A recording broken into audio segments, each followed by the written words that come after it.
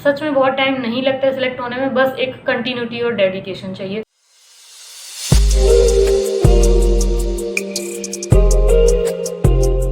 Hello everyone.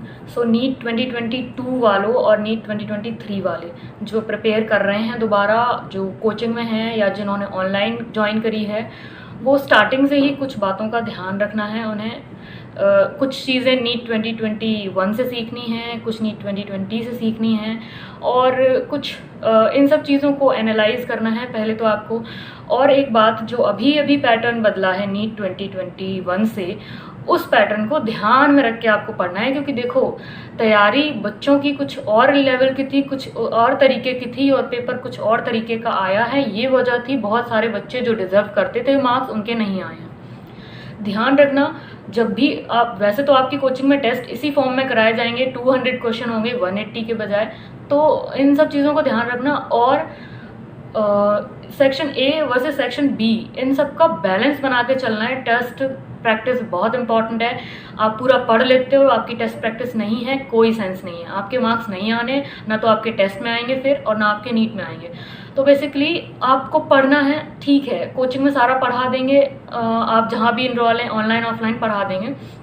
आपको साथ ही साथ जो माइनर्स टेस्ट होते चलेंगे सब्जेक्ट वाइज, टॉपिक वाइज, उनको ध्यान में रख के उनको ध्यान में रख के पढ़ना है कि हाँ। और उसके बाद जब टेस्ट होता है तो फिर टेस्ट में ये ध्यान देना है कि आपको पहले क्या अटैम्प्ट करना है, सेक्शन ए अटैम्प्ट करना है, सेक्शन बी अटैम्प्ट करना है।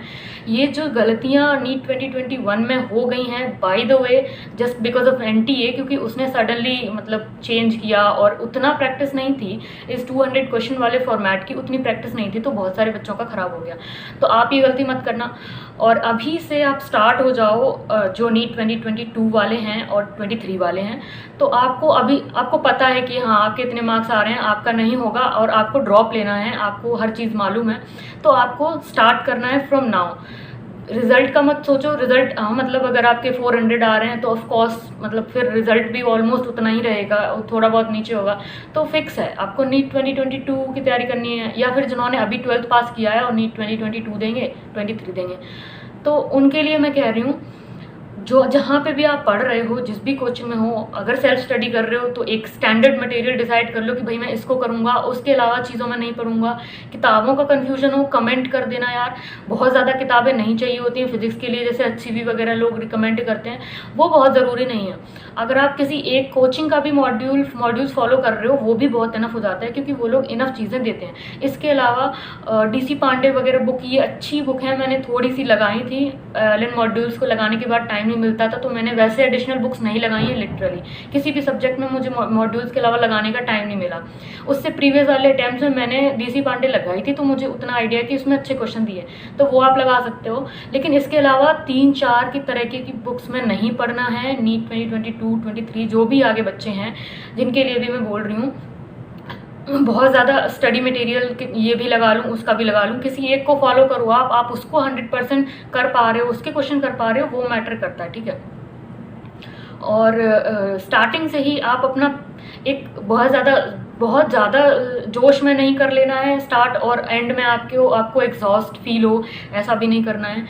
तो एक नॉर्मल पेस से स्टार्ट करो। टेस्ट में इम्प्रूव करना स्टार्ट करो। आप हर टेस्ट का टारगेट बनाओ कि अभी इतने आए हैं तो नेक्स्ट में मेरे से ज़्यादा ही आने चाहिए, हमेशा ये टारगेट रखो। और आप दूसरों से भी कम्पीट करो, क्योंकि यार 16 लाख स्टूडेंट, 17 लाख स्टूडेंट, बहुत तगड़ा कंपटीशन है। आपको बहुत अच्छे से पढ़ना पड़ेगा, क्योंकि आपको आइडिया भी नहीं है कि कोई स्टूडेंट कितना हार्डवर्क कर रहा है, जो आपके आसपास नहीं है, कुछ हैं।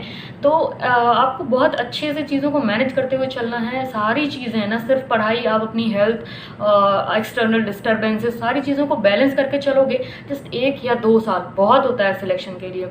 मेरे अटेम्प्ट्स के रीज़न यही थे। मेरा शुरुआत में बहुत चीज़ें गलत थी, कभी ये चीज़ नहीं, कभी वो चीज़ नहीं, कभी डिस्टर्ब हुई, कभी बीमार हुई।